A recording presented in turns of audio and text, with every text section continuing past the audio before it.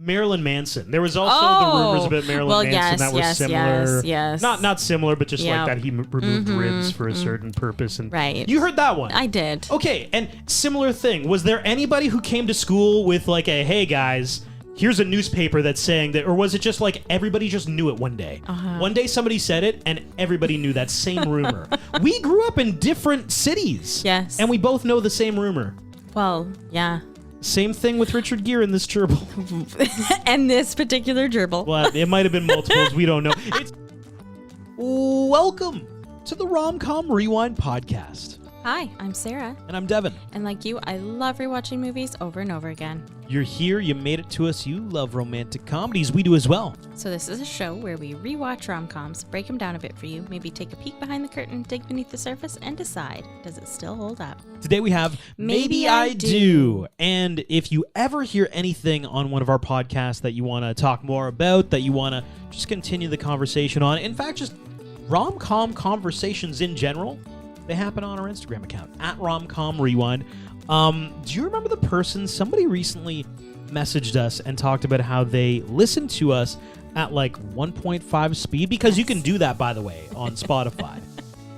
You know, the other day I was just kind of fiddling around with it, and I realized you can also, not only can you listen to something on 1.5 speed, you can also listen to us at 0.5 speed. Which, honestly, guys, makes it sound like we've smoked so much weed. Oh my god, I actually was like, when Devin showed me, I was crying. Well, feast your ears on this mess. And your brother's mug was something like a little Monsters or whatever. Like, it was sponsored by like a children's children's clothing store. Yeah. And Sarah, her soccer team was sponsored by, I swear to God, guys, this is so on brand for Sarah. If you know our girl Sarah, she is the pinnacle of lawfulness. Oh my god. Our local police department is the freaking sponsor for your soccer team. I really liked that team too. I think we won that year. I think we won that year. Can't. I guess my laugh, if you slow it down, makes me sound really, really stoned. Like a stoned Dracula, kind of. Yeah. Oh my god. So that's, you don't need to do that, but we happened upon it. So, oh my god. You can enjoy that. Crying again. So funny. So Maybe I Do is a new 2023 romantic comedy. It's currently on Netflix, written and directed by Michael Jacobs, based on his own play called Cheaters. This is the story of Michelle and Alan, played by Emma Roberts and Luke Bracey. Well, it's not actually the story of them. It's the story of, I guess, how they pulled a group of people who are all cheating on each other together. We also meet Howard and Monica, played by Richard Gere and Susan Sarandon. Literally the first scene in the film is like they're in a hotel room together and Monica is throwing herself at Howard. He wants none of it because we learn both of them are already married. They're cheating. Then we meet Grace, played by Diane Keaton, and Sam, played by William H. Macy. After watching a very sad movie together, they go off on a magical night and spend some time at a motel together, and Grace and Sam are also already married to other people. In fact, they're individually married to those two other people we already met, and all of those people are the parents of Michelle and Alan, and nobody knows any of those facts. So I know I revealed a little bit about the film to you right off the top, which I don't normally do, but it's kind of the entire premise. It is. So what are your thoughts on Maybe I Do? I'm naked under this. What are we doing here? I'm underdressed. I could be asking the same questions at home with my wife. You walk out that door, I'm gonna figure out how to kill you and get away with it. I really can't do this if there's a ring on my finger. That's how it's done? Those are professionals. The symbol of our love. This ring means commitment. Where the hell's the ring? Yeah. Mom. Honey. Michelle wants to marry me. She wants me to be happy with her in the future. I think that sounds romantic. I think it's science fiction. I wanted to like it so bad. I wanted to love this movie because of the cast and the trailers, but like it kind of makes me depressed to grow old. There's like an entanglement of like young love, and then there's also like this story that's pretty much takes up the majority of the movie. When you get old, you don't have that anymore. And it's like this struggle that all of these characters have to know if they still love each other, to know if love still exists. And like, I don't know, it was not a comedy. Well, yeah, so I've got two griefs about this film. I actually did enjoy watching it. Yeah, like, sorry, I didn't hate it. I did like it, but it wasn't what I thought it was going to be at all. Well, I'm going to agree with you. I think they didn't know what they wanted this film to be. I'll be on that. That's my Good perception point. of it, because there are Yeah. times where it's really funny, and even you watch the trailer, you're like, this is a funny movie. And really what it is that there's like one really spectacular funny scene and sequence of events, and outside of that, and like during those events, it doesn't take itself seriously at all, and it's very funny, and the jokes are easy. But then the rest of the movie, it takes itself extremely seriously, and you're kind of like, I don't know how I'm supposed to feel. Am I supposed to be laughing along with this because the subject matter is a little bit serious?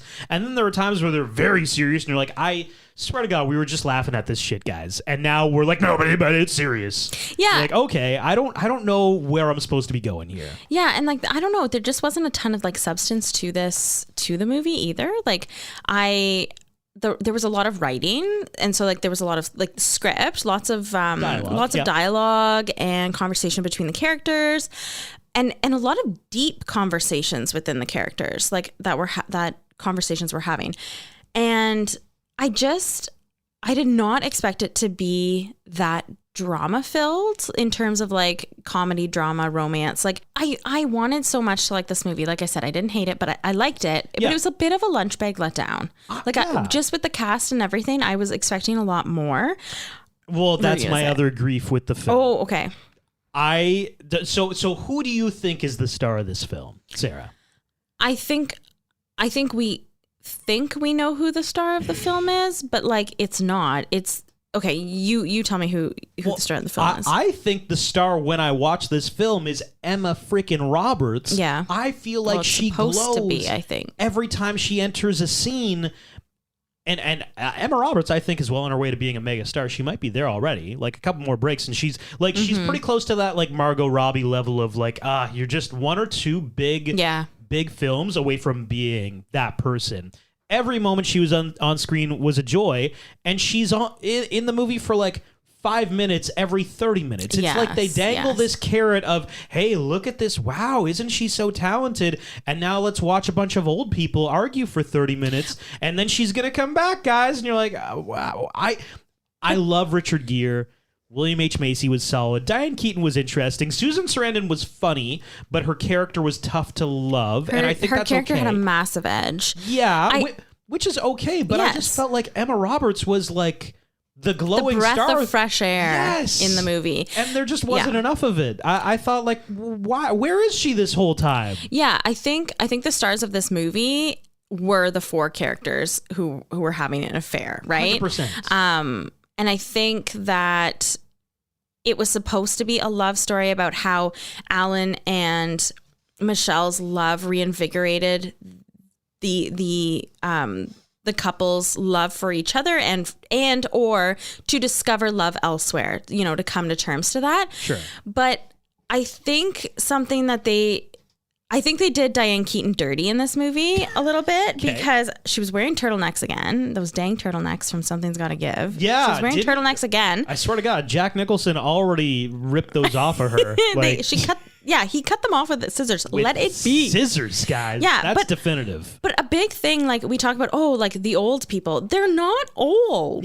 Like they're older, yes, but they're not like, in their 80s and 90s. They're not prehistoric for sure. Yeah, like I don't know. Like yes, they're old, but like they just made them seem so much older then they needed to be in this movie. And like I said, this was still an enjoyable Yes. watch. It's just like, it's almost one of those movies that are frustrating to watch because there are some easy things that I feel would elevate this film. And so it's almost like the potential's there, and that's what makes some of those frustrations a little bit bigger because it was enjoyable. Anyway, Yes. Yeah, like I said, I didn't hate the movie. I liked it. Yeah. I think my expectations of the movie were a lot higher.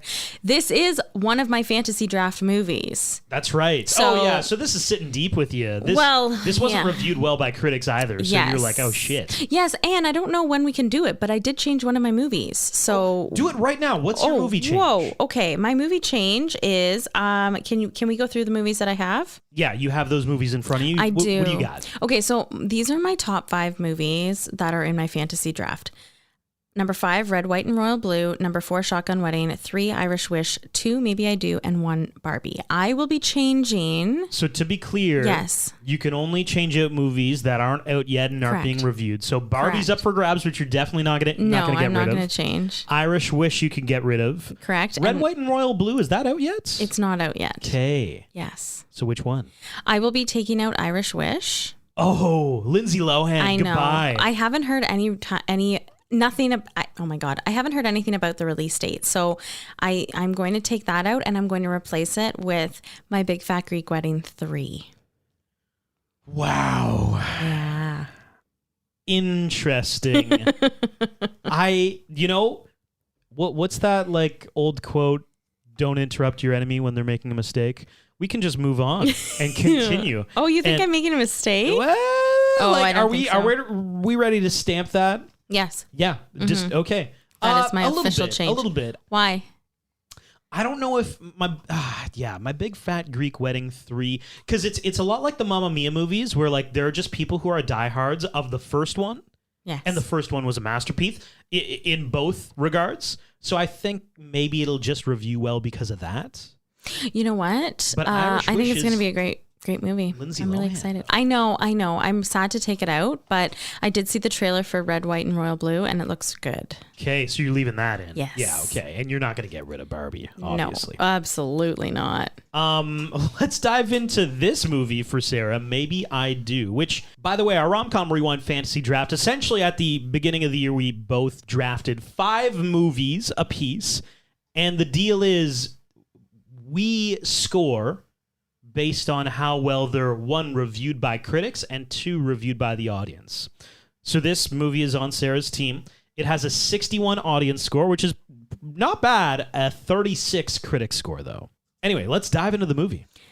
So we have Sam. We meet Sam. He's in a movie theater sitting by himself, and he meets Grace. And Sam is in the movie theater sobbing into his bag of popcorn, and Grace goes over to see how he is. They then chat about how they're at the movies by themselves, and they kind of hit it off. We then meet Monica and Howie, or Howard, in a hotel room, and they're talking about living their best lives and what they're going to do there and how they're having an affair and they're cheating on both of their spouses. And Monica could care less. She really wants to get on with it. And then Howie's really having second thoughts. He's like, you know what? I think I'm done with this whole affair thing. And just to be clear, because I found the actors and actresses very hard to keep track of. So Howie, that is Richard Gere and Susan Sarandon, are in a hotel room together. On the other side, Dan Keaton and William H. Macy are in the movie theater, and he's blubbering away. Question, what's the last movie you cried at the theaters, though? At the theaters. Like, I'm in public. There are people around. Oh, you know what? I remember absolutely sobbing for Avengers Endgame when Tony Stark dies. But I mean, I've said this on the pod before. I sobbed again when I was 5 years old at The Lion King. When Mufasa dies. When Mufasa fell off that naturally. cliff, I literally, and I was trying to hold it in. Like, you don't want anybody to see that you're crying. And then there's little 5-year-old me in between my aunt and my mom, just like trying to like hold it in. But you know what? The best thing, and this was at the Avengers Endgame movie, I tried to like hold it in, but the best thing, you got to go see 3D movies because you get those glasses. So at least that'll like cover your eyes a little bit. That's why Sarah always wants to go to 3D movies. And I have like double, right? So like I wear glasses when I go to the movies, and then on top of them I have 3D glasses. So it's like double protection for my eyeballs when I'm sobbing. I was going to try to make a Yeah, no, I was going to make a bad joke. But wow, the skill. Yes. So you've really thought about like what happens when I cry at a movie theater. I better just have 3D glasses on. I also think cried that's great. during Avengers Endgame. Spider-Man No Way Home, though. Oh, okay. That one got you me. sobbed then. Yeah, I cried. You did cry, actually. I remember sitting beside you. Anytime you're in a superhero movie, because let's be real, the demographic is largely guys. So as a guy, if you're crying in a superhero movie, you're like, holy shit, keep it together. This is super embarrassing. You need a pair of those 3D glasses. It's weird to do it when it's not a 3D movie, though, to be fair. That's a little strange. But so now we know our couples, or at least the people that they're cheating with. And then we also meet our two stars. We meet Michelle and Alan. That's Emma Roberts, Luke Bracey. They're at a wedding. And I actually have something for this, too, because we meet them at the moment of the bouquet toss. Right. They're really doing this? She's throwing it to Michelle. Michelle catches the flowers. You get married next. Your life's all set. Why is that like a contractual obligation? If the bride throws her bouquet and some random girl catches it, she is supposed to be the next to get married. I've got a list of the worst wedding traditions because I think the bouquet toss is ridiculous. And let's be real, it's a guy saying this, so like ignorant male speaking, but I think it's so stupid. Why? I didn't toss my bouquet because I actually like dried it out and then like put it into like a display. Not before it sat in our basement hanging upside down. Yes, because I was for like drying a it out. year. It wasn't a year. Like I was drying it out so that it could be perfection. it was like a meat locker, but for plants. It was really creepy. But I also do want to, yeah, it was actually really, yeah, it was a little odd. creepy. Walking in, especially like into the laundry room at night because it's in the basement. I do want to talk about though that one wedding that we went to and they fought over the bouquet. Yeah, so the bouquet flies up into the air, Yes. it's descending, and two girls grasp it at the same Yes. time. And like I've seen like not scuffles, but I've kind of seen like one person always wrenches it away from the other if there's ever two people who get it. I've never seen people fight over a bouquet. This one went to the ground. Yes. This was like UFC style, like both of them were hanging on. Yeah. For And dear then- life. And then they were wrenching back and forth. It went to the ground Yes. and they were like fully Yeah, the best part was the person on the ground was very pregnant. like she needed to get married. was You like, already put oh a my baby in me. God. How are we not married I was yet? like, why is this happening? And a friend of ours that we were at the wedding with actually got it on Boomerang. Like that was back when Instagram, like you could only do a boomerang, so Yes, she for had to get it videos, right in yeah. the moment. So she freaking nailed it. I think she still got that video. We She could never does. post it. I think, like that's yeah, I actually think I have the video, but yeah, I don't know where it is, but yes, quite the video. So how do we feel about smashing the cake though? We didn't do a cake. We had pies. Yeah, we had pie. So we hate traditions so much. We didn't even do cake. We They're talking about do you smash the cake or not? We're like, what do you mean cake? Yeah, we didn't even have a cake. Not seeing each other before the wedding ceremony. We also didn't do that shit. Yeah, we did. Oh, no, we didn't because we took pictures before the ceremony. Exactly. Yes. We did the look thing Yeah. with our photographer. Oh, yes, the first look. Yeah. Yeah. Yeah. Yeah, they're definitely like stepping away from like the absolute traditions, but like it's like morphing into different stuff, right? Yeah, it's putting your own spin on some of those traditions. Right. So at the wedding, though, Alan, Luke Bracey's character, the bouquet goes up in the air. Michelle's about to grab it, and Yes. he, like, full-on NFL cornerback, just does a leaping dive, and he grabs it. Yes. Because he was panicking, because everybody said, hey, this is... You're next. This is Michelle's. Everybody knows she's just going to get Step away. And of course, Michelle is very upset because she thinks this relationship's going a certain way. Alan talks about how he's happy in the relationship, but he just doesn't believe in marriage. It's the fault of his parents, we learn later. And we learn who his parents are. And it is their fault. But anyway, Yes, I it digress. is. That's the story with Michelle and Alan. She's very upset with him. She wants to get married. He doesn't believe in it. Yes. So Sam and Grace end up after going to the movies together. They hit up a coffee shop together and they chat more, and then they head back to a motel where originally they were going to go to sleep together and have an affair. But then they just sit there eating fried chicken and watching porn. They're a very, like, kind of dorky, innocent, sweet pairing. I mean, obviously they're not together, but yeah, they're just kind of like, it's interesting what both of these like cheating situations really tell about their significant other. It feels like Sam, being William H. Macy, and Grace, they just want to feel more connected to their partner. I was just about to say, they want the love. They're missing the love in their lives. They're missing those conversations. They're missing, they're just missing some connection emotionally with their partner. Whereas Howard, Richard Gere, and Susan Sarandon, Monica seems like she just wants to get laid. Yep. And I think Richard Gere in Howard is kind of having a little bit of a crisis. Like, I think so. I think you're right. Like, I think he's looking for something, but isn't sure where he's going to find it. And then by the end of the movie, he does realize that it is with his wife. Yeah, but I think they lost the physical the spark. Exactly. Yeah. So we're back at Howie and Monica, and they've been doing this for 4 months. So they've been meeting up at this hotel, and they've been having an affair. And it seems like Howie doesn't want to go through with this anymore. She tells him that if he's leaving, she's going to figure out how to kill him, which I thought that was pretty funny. And they kind of follow through more so in later on in the movie, which also kind of full circles, and it's quite funny.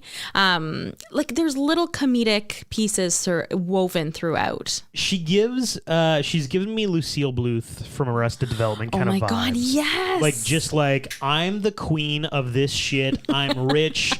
I'm like, I just exude confidence. And she walks up to like the hotel, not the concierge, but just like the person at the hotel. And she kind of just tears a strip off her for no reason at all. She is feeling older and she doesn't want to, because the person at the front desk calls her ma'am, and she says, "Ma'am, you're going to get here sooner than you think." Like, she knows that she's older, but I think she's having her own little crisis where she doesn't want to get older. You know, she's having a hard time with that. Lots of crises in this film. So Michelle and Alan get home, and she is pissed at him for not letting her grab the flowers, and they're still fighting. He thinks that their relationship is as good as it is. He doesn't want to change anything, but she thought it was actually going somewhere, and she wants something more. And she tells him that you basically have one day to figure out what you want. Do you want to get married to me and move on to the next steps, or are we breaking up? Yeah. So Grace is sitting at home after meeting with Sam. So after the movies and the hotel situation. And then they took a long walk after that. But And her husband, Howie, comes home, and she asks how the card game was. So that's how he gets out of being at home, is that he goes to play cards, I guess, with some friends when he really has an affair, and says that he left before he got killed. Ha ha. Michelle then walks in. So we know now that those are Michelle's parents, Grace and Howard. And she tells her parents that it's now at a point where she's either going to get married with Alan or break up. And her parents are very sympathetic. They're very, they're by her side. They're, going to see it through and make sure that she needs whatever she needs, they'll be there for her. At Sam's house, their son comes home, and that's Alan. His mom comes down the stairs, and it's Monica. So we now know that Monica is dating Sam. Oh, sorry, not dating. That they're married. They're married. Monica and Sam are married. Howard and Grace are married. Each of them individually have had some kind of cheating moment with the other person's spouse, if that makes sense. Yeah. So Alan comes home to think about getting married, and Sam is all for it. So his dad is all for it. But Monica's saying, like, why change a good thing? So we definitely see that his confliction is because of both of his parents. He wants to believe in love like his father does, but I think his father, himself has really seen love die between him and his wife. And I don't think he really did he ever want to marry Monica? I don't know.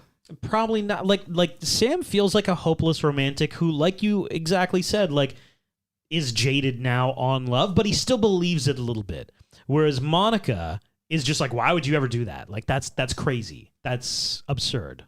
Sam talks to Alan about love, and he is, you mentioned he's a little bit of a hopeless romantic. No, I think he's quite the hopeless romantic. He believes in love. He knows he doesn't have it with Monica, but he's staying with her because of their son, because without Monica, they wouldn't have had Alan. And he says that multiple times throughout the movie, and I thought that was really sweet. But he says, when you have a child, they're given to you. You love them unconditionally. But when you grow up, you get to actually choose your partner. You get to choose who you love and who you spend the rest of your life with. And that's super powerful. And he said, like, if you truly love Michelle, don't let her go. This is my best scene, actually, because of that line. Yeah. Well, because, like, I mean, the other best scene is pretty easy. I thought Yes, that's my best scene. Yep. Yeah. Later so, on. this one, exactly like you said, he talks about, how when you have a child, a doctor hands you the child and they're like, this one's yours. And you look at it and you're like, yeah, this one's mine. I'm going to love this one. Whereas with marriage and relationships, that's the biggest choice of your life, right? So Alan then asks Sam if he'd do it all over again, if he'd married Mom again. And he says, because, it took the both of us to make you. So yes, he would do it all again because he has Alan, but otherwise I don't think he would. I have in here, Diane Keaton is wearing turtlenecks again. Literally, I have that. You got an issue with turtlenecks, eh? No, it's just like, why? Question, how many turtlenecks do you own? Sarah has a lot of clothes. Wait, total in my life or total right now? Total currently? right now, I think your life. 4. 4 turtlenecks. Yeah. Love how you know exactly how many. How many do you think Diane Keaton has? Some of them are mocks though, and I didn't count the mock turtlenecks. Oh, naturally a mock turtleneck. You can't count that. Different classification of clothing item. It is. How dare you even bring mocks into the conversation, Sarah? We know. I love mock turtlenecks. Turtlenecks though, like they go really high. I don't know. So the next day though, a phone call occurs. Yeah, so Michelle calls Alan the next day and says, you know what? Here's an interesting thing that's going to happen, but first, I miss you. I miss you too. Great. My parents want to have you guys over for dinner tonight. They think it would be nice if we all finally got together. I'd rather just get married. So, I'll see you tonight? Instinctively a bad idea. Do it.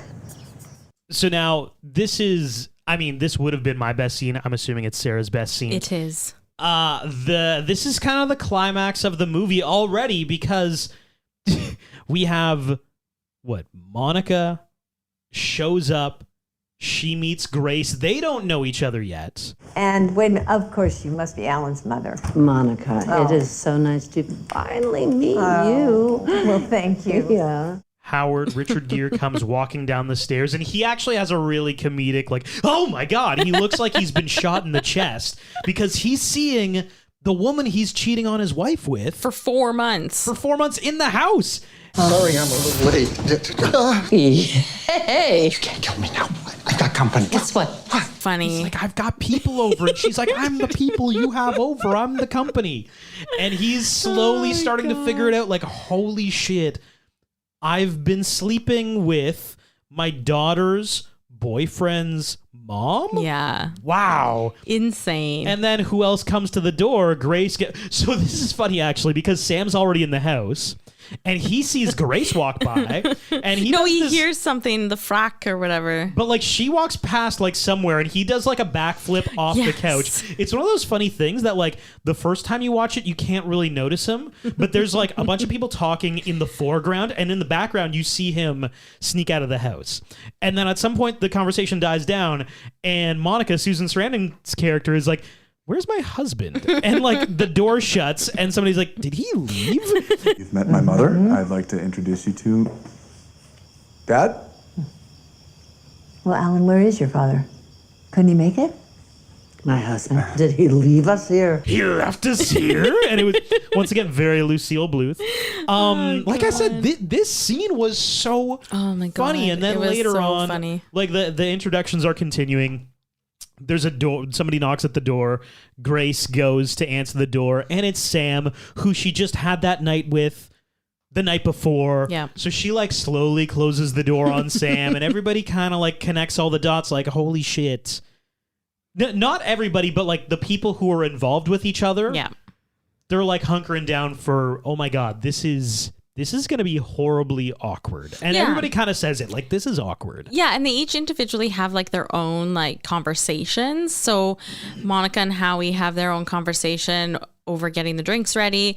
Then outside, we have Sam and Grace who have a conversation while she's giving him the outside tour of their home. And I mean, Sam has it figured out that he is in love with Grace, that he wants to, move things forward with their relationship, even though they just met but they talked the whole night and they know each other so well now.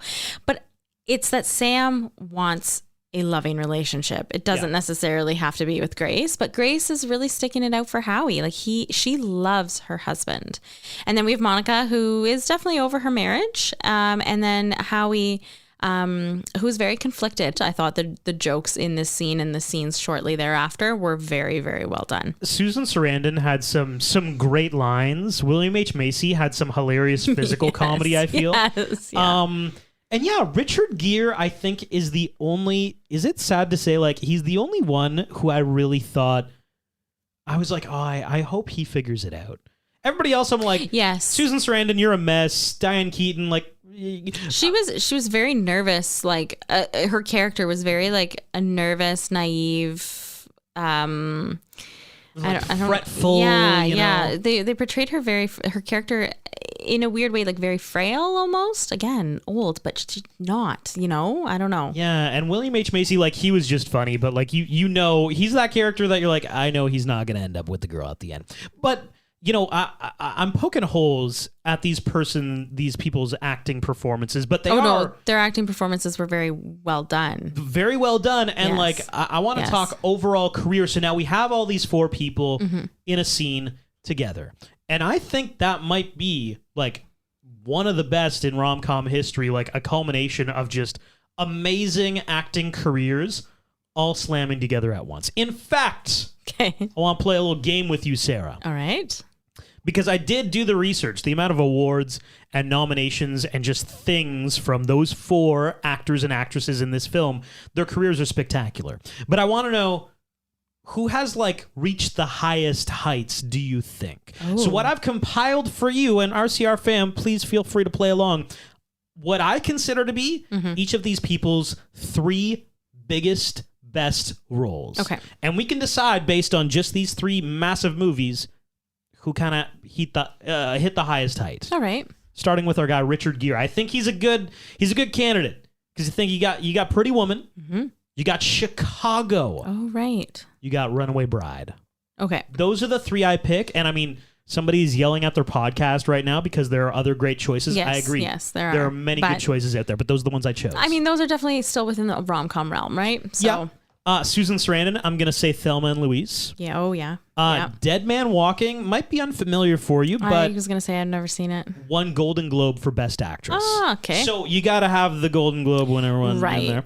And then Stepmom for her. Oh my God, I sobbed during that movie. Diane Keaton was in Father of the Bride, obviously. Yes. First Wives Club. She was also in The Godfather. Ah. Yeah, I know. Okay, I'm blown away. And then William H. Macy, Fargo, the original movie, not the TV series. He was in that. Boogie Nights. And he actually has a lot of other great films, but I'm going to throw at you the series Shameless. Oh, yeah. Because I just like, it's so funny looking at his character in this and thinking of who he was in Shameless. I know. It's oceans apart. I was going to say, those two, complete opposite. Absolutely. So who do you think hit the higher heights? Okay, I'm going to go with Susan Sarandon. Really? Yes. And then Diane Keaton, Richard Gere, and then William H. Macy. We have different lists. Do you? I would put Richard Gere at number 1. Really? Oh, I just put Pretty Woman as like a top 10 movie all time. It is iconic, 100%. But I just feel like Susan Sarandon has done such a wide array of different movie characters. I agree, and I think her acting, her comedic timing, the delivery of everything is just so good. I mean, yeah, Golden Globe You could say winner. that with everyone, right? Like, yeah. with all of these people. So I would say Richard Gere 1. Then I'd say maybe Diane Keaton. Okay. Then Susan Sarandon. And then William H. Macy. It's just, you know what? Because like his focus was on Shameless, and it was absolutely stellar. His character portrayal in that TV show was amazing. But I just don't think he has the catalog that the others have. And he's also just, I feel like when I think of the cover of Pretty Woman, for example, I can see that cover and I see Julia Roberts and Richard Gere. Yeah. And Runaway Bride, same thing. Chicago, he's standing between the two ladies, like same thing. Thelma and Louise, I can see Susan Sarandon's face. Whereas, like, I look up William H. Macy's catalog and I see Air Force One, and I'm like, shit, I know he wasn't on the cover of that. Right. You know, The Lincoln Lawyer, that was Matthew McConaughey, right? Like, I go through and I'm like, okay, like, he was like the second guy who was amazing in so many of these things. Whereas, like, Richard Gere, Susan Sarandon, Diane Keaton were like the leads. Main leads, yeah. Oh, that was fun. I didn't know that. Some of them I didn't know some of the movies that they were in. Dude, like, these people have, all of them, been in the industry for like 4 decades, some of them 5 decades. Going back through their catalog is just mind-boggling. Well, in some of my quick facts, you'll know that they actually have, some of them have previously worked together, which I thought was really cool. Fascinating. Mm-hmm.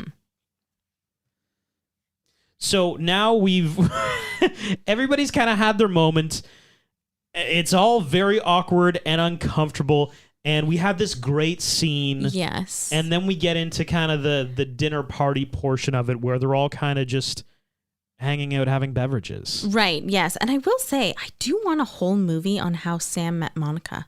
Oh, you want like a prequel story? I do, because like I just don't understand how they're together. He does weave this wild tale. Yes. Too. He tells the story of how he loved somebody else. Right. Previous. And then like how do they end up together? Like if they're gonna go that far to say that they're no longer in love, well then but that they once were, well, you know what? Let's rewind it, and I wanna know their stories of how they initially got together before they had kids. Interesting. Okay. Mm-hmm.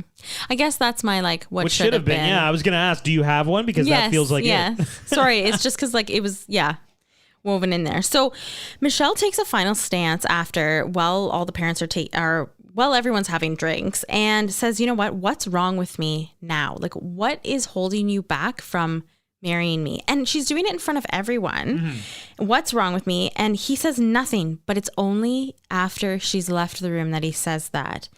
And then he runs after her. And in that moment, when she's talking to Alan, she realizes it's not because he doesn't love her. It's because of his own problems that he can't move forward with her, that it has nothing to do with her. It has to do with his parents. Right. Totally. So Howie and Grace have a full-fledged deep convo in front of Monica and Sam, and Monica and Sam just sit there listening to them. I found that really like a little bit disconjointed. But then Monica and Sam hash it out as well. And this is all happening during drinks. And Monica wants to come clean about last night. But before Monica can, Grace jumps up and says, we have something to come clean about too. And then Monica says, me and Howard? She goes, no, me and Sam. And she's like, what? And so it's all out on the table. And it's interesting because Howie is just happy that Grace had a good night, even though it was with someone else. He's not even mad at Sam. And Sam tells him, you know what, we just talked for hours. Like, we never slept together. It was just, whatever. And then they proceed to almost fight each other in the living room. And then they hug it out. And we found out that Grace has loved Howie her whole life and just wants love from him. And I think we've kind of realized that Howie and Grace are going to stay together and they're going to make it work, because that is also what Howie wants. So outside, Grace and Monica talk briefly, and Monica says, this was his first time doing this. You can stop him now. He was having a crisis. He's not unhappy with you, but unhappy with himself. And I think he's figured it out. He knows what he needs to do. And the two men come out, and Howie tries to apologize to Grace, but Grace gets up and walks away, and Monica tells him to go after her. I also just want to add that Sam in this movie has the most heartwarming lines. They just make you feel so good. Yeah, because, once Grace storms off, Howie asks, what happens now? And Monica kind of says, well, like, you go after her. And he says, why would she ever forgive me? And Sam says something along the lines of, like, because she thinks the best possible rest of her life is with you. So sweet. Which is a beautiful line.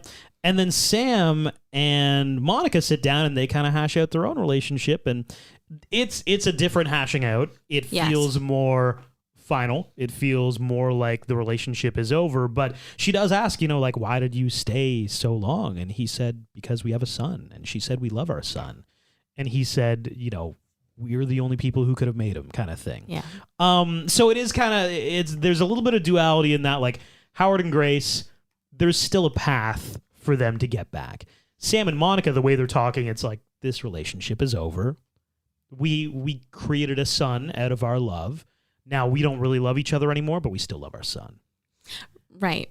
Yes. And it took Michelle and Alan coming together and bringing their parents together to really have their parents, you know, fall back in love with each other or fall back in love with the idea of being loved and finding love again. Yeah. And then we fast forward to the wedding with Michelle and Alan. Yes. We see Sam not with anybody. We see Monica not with anybody, but we do see Howard and Grace together. He like puts some cake on her lips and she kind of stutters. And he kisses her and you're right. Diane Keaton is a fabulous actress. She is. But they really tee her up to be kind of just like, I don't know, fretful and but what if people see us kissing? And it's like, okay. And the way that it's written, she does a really good job because you believe it. You're like, oh, wow. It's just Diane Keaton. Like, you don't see her in that type of role often. So it was just like, oh, okay. Correct. And I think that's kind of our film. We're on to quick facts. This movie reunites Emma Roberts and Luke Bracey after the movie Holiday in 2020. In this movie, Richard Gere plays the father of Emma Roberts. In the movie Pretty Woman from 1990 and Runaway Bride from 1999, he fell in love with her aunt, Julia Roberts. This movie also reunites Diane Keaton with Richard Gere after Looking for Mr. Goodbar in 1977, 46 years later. This movie also reunites Diane Keaton with Susan Sarandon after The Big Wedding from 2013, another film in which their respective characters had affairs. This also reunites Susan Sarandon with Richard Gere after Shall We Dance from 2004. In it, they play a married couple. In this one, they have a love affair. Michelle's vows to Adam. Wait. So is that all of the connections? Yes. So William H. Macy is the only random who's like, I don't know any of you people. Everybody else has like clear history. Michelle's vows to Adam are from the Old Testament, Ruth 1:16. But Ruth replied, "Don't urge me to leave you or to turn back from you. Where you go, I will go, and where you stay, I will stay. Your people will be my people, and your God, my God." And before we wrap up quick facts, I do want to play a game with you. And Okay. RCR fam, feel free to play along with this game. Those four main stars that we talked about previously, Yes. William H. Macy, Susan Sarandon, Diane Keaton, Richard Gere. Yep. They've been in the industry for, some of them, 5 decades. Actually, I think now all of them have been in the industry for 5 decades. Wow. They've That all, is crazy. They've all been in the limelight and celebrities for that long, which means there have been many stories about them. Oh my many God. interviews have happened. God, I can only imagine. And I have for you real headlines, and I've tried to pick very strange stories Okay. with each of these people, but I'm going to blank out their names, and you need to figure out who Okay. these headlines are referring to. Okay, let's do it. Who this happened to. And I'll keep it all gender neutral, so it's harder to figure out. Perfect. This headline reads, blank is their own harshest critic as they call themselves disgusting and, quote, stupid after watching a clip of themselves dancing to Miley Cyrus. Oh, okay. Who had the guilties about dancing to Miley Cyrus and it went around? I'm going to say Richard Gere. Richard Gere? Ooh. Is it No, right? no, it's not right. Oh my God. I'm just imagining Richard Gere actually dancing to Miley Cyrus. I feel like like if he's embarrassed about it, I feel like it could be, dancing to Miley Cyrus. that was Diane Keaton. She was my next guess. Okay. This person says, happy to admit they've worn the same Simpsons-themed jacket since 1995. Who's had a jacket from The Simpsons since the mid-90s? I'm going to say William H. Macy. No, that's a good guess, though. I mean, shot in the dark, I'd think the same. It was Susan Sarandon. Oh, you know what? I don't watch The Simpsons, so I don't know any trivia for it. Yeah, so I guess she voiced herself on The Simpsons, and then she voiced a character. But I guess every time you do that, The Simpsons will send you a jacket with a patch of the character that you voiced. That is so cool. And they have it down on the side? I think so, That's yeah. awesome. That's really cool. Okay, so I started out with some tame ones because we quickly devolve into madness. Okay. Extreme madness, to be quite honest, right now. This one reads, beef between blank and this is in quotations, Okay. So whoever we're talking about said this about Deborah Messing. Beef between blank and self-righteous Deborah Messing explodes on Twitter. Who thinks Deborah Messing is self-righteous, among other things? Okay, I'm going to go with Diane Keaton. No. No? Susan Sarandon. And this was recent, why? actually. So the backstory here is that it was not the most recent election, but the one before that. Okay. Susan Sarandon was a big supporter of Bernie Sanders. Okay. Deborah Messing, who you know from Will and Grace, Yes. was a big supporter of Hillary Clinton. And I guess at one point, Susan Sarandon compared both Hillary Clinton and Donald Trump to being both like equally as bad if they got into office. Oh, okay. Okay. So after the election occurred and Donald Trump won, Right. basically they both just started having it out with each other. Oh my God. I can only imagine. I'll read some tweets. So this is after the beef already started. So Deborah Messing tweeted at Susan Sarandon some pretty mean stuff about like an interview that Susan Sarandon did. Like, that's insane. Why? So Susan tweets back, Debs, which is never, Debs. she called her Debs. Debs. That's, she says, before you get yourself all self-righteous, try clicking on the video and listening to what I actually say, not the clickbait headline, which, by the way, has no quotation marks. That's a clue. I appreciate the sass that you're saying this. Because it is spicy, guys. Let me see what they say next. Oh my gosh. Oh, and then, this is where it really gets petty because they both start like, you know how you can like retweet somebody? Yeah. They both started retweeting people who hated the other person. If somebody's like, Deborah Messing looks like garbage, it's like Susan Sarandon retweeted that. And you're like, what is happening here, guys? This is so... Oh my God, Twitter, so toxic. Now. So toxic. Oh my gosh. Okay, and you know how I said we were about to go off a cliff in terms of the ridiculousness? Yes. Yeah, okay. Blank finally addresses nightly anal gerbil rumor. Wait, what? Oh my God. I don't know. Yeah. William H. Macy? No. I only say that because of Shameless, and it's just wild. It's just wild. That show is wild. Yeah, that's... Richard Gere? Yes, Richard Gere. Did you not hear about this? No. Okay. Oh my God, tell me. Do I want to know? You listening must have heard this as well. You know how there were those weird rumors that nobody could substantiate, but every elementary school, middle school, high school in like the late 90s, early 2000s, y'all had the same rumors. You had the rumors about... The gerbil butt rumors? You didn't hear about this? No. There was the rumor that Richard Gere liked... Oh! Yeah. No. Let your mind wander and you've probably reached your destination. That was the rumor. When was this rumor? Like 25 years ago, so it would have been... Oh, okay. Yeah, what? It's not substantiated, right? Well, like, it's so not... here's the thing. He never addressed it. Oh. So it was probably like a tabloid thing, like, hey, he likes gerbils. And then it's like Richard Gere never said no, so... That was just the story. It was probably some horrible, stupid tabloid. 100%. And now, like, this is from a few years ago, but he finally was like, by the way, that was not real. And we're like, oh, you couldn't have freaking said that? Oh my 25 years ago? Maybe whoever his agent was like, it's not a good idea. Silence is better. I can't believe you didn't hear that. I had no idea. There's also the, who's the artist who does The Beautiful People? The Beautiful People. The Beautiful People.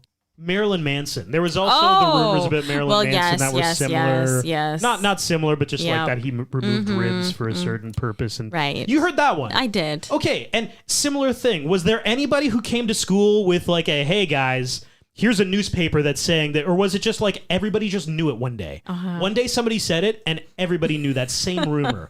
We grew up in different cities. Yes. And we both know the same rumor. Well, yeah. Same thing with Richard Gere and this gerbil. And this particular gerbil. Well, it might have been multiples. We don't know. It's not real anyway. He said it's not real. Oh my God. Okay. This one's great. Blank slams One Direction saying they couldn't put on a good show with a gun to their heads.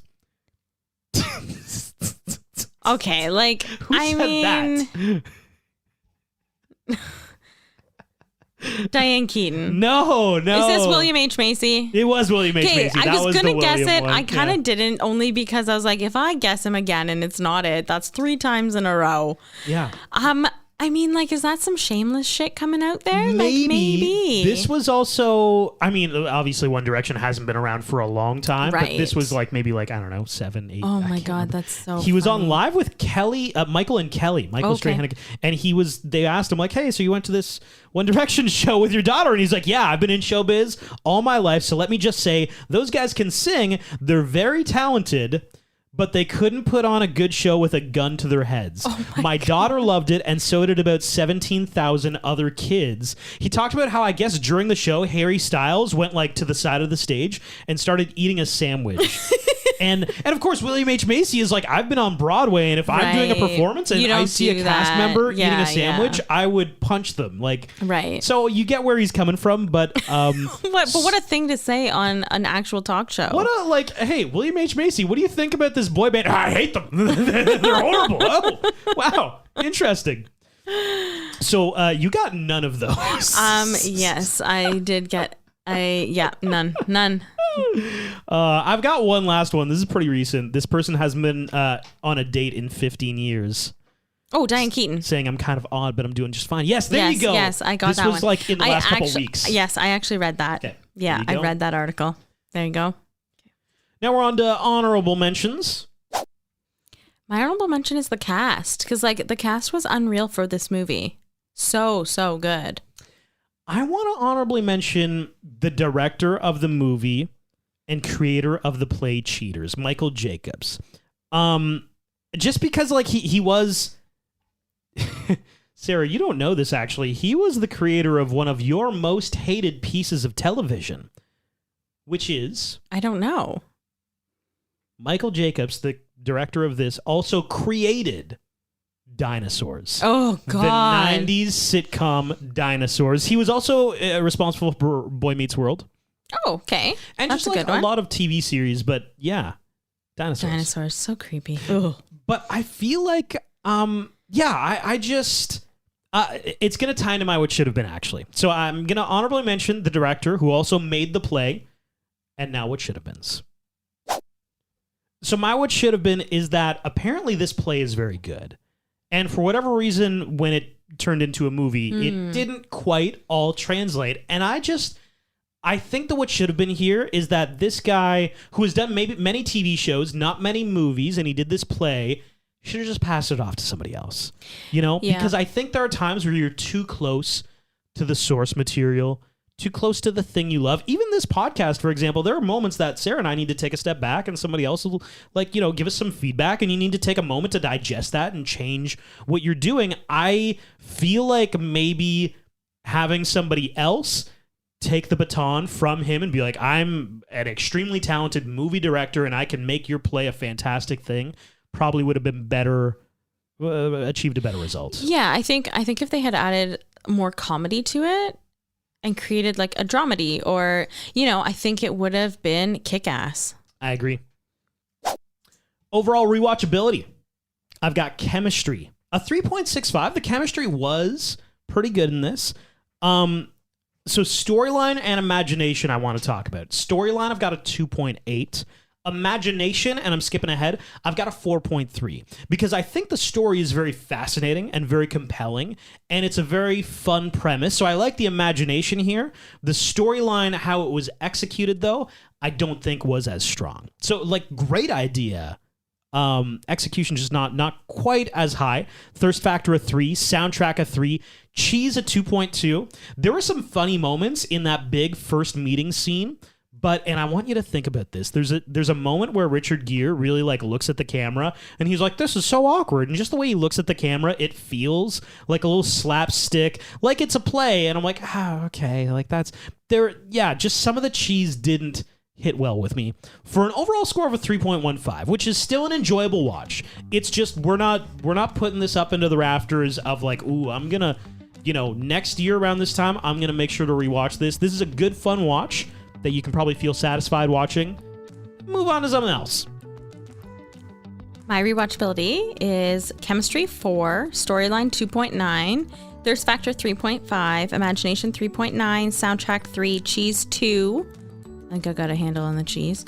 For an overall score of 3.21 out of 5. Okay, yeah, pretty similar, a little bit higher, but yeah, I think we're in agreement.